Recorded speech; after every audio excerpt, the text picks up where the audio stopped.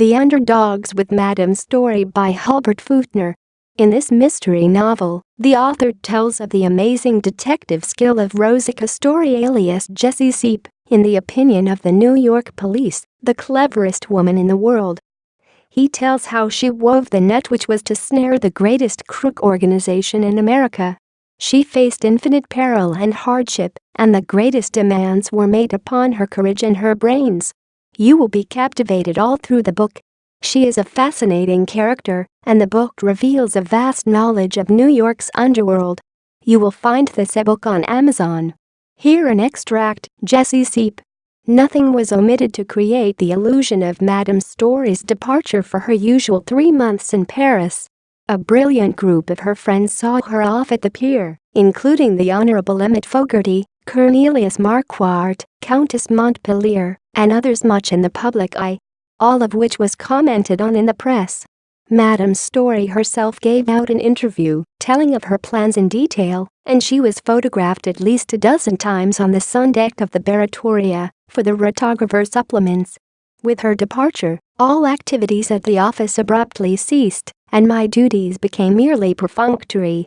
I occupied myself chiefly with reading the newspapers and writing my stories. The newspapers never yielded a word that could be applied to our case. On the 5th day Madame Storey called me up. At the sound of the well-known, slow voice, with a little crinkle of amusement in it, a great gladness filled my breast.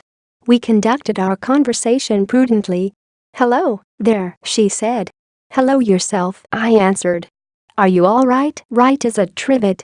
What I want first is news. Of course, I've read the papers. There is no news, except what has been in the papers. Our friend has made no progress." "Have you made your plans?" "Yes, but we'd better not go into details over the phone. I'm still looking for just the job I want. I must establish a background. I mean to be a laundry worker." "A laundry worker, in July?" I exclaimed, thinking of her beautiful hands. "It will only be a few days." "But why a laundry? The work is so hard, and the pay so poor. You can always get a job without any to do about references." "I can't imagine you in a laundry," I said helplessly. "I am much changed, my friend." "Any instructions?" I asked. "Yes. I want you to send a telegram to my well-known friend in tuxedo." "Do you get me? You mean Mrs. Cornelius Marquardt?" I asked. "Yes.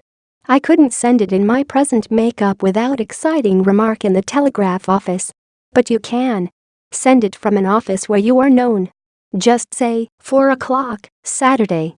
If not convenient, name your own time. And sign it, Louisa." I repeated this over the wire. "That's all now. I'll call you up at your boarding house tonight." I sent the telegram. And in 2 hours I got this answer: "I'll be there, Emily." At home that night, I was just finishing dinner when I was summoned to the phone. The voice that came over the wire was strange to me. A slightly husky voice, speaking the clipped derisive jargon of the streets. "Hello, Guile. Say, listen. Here's a band concert over in Tompkins Square tonight. Call Simon Yernak and C''M on over." I suppose I gasped audibly.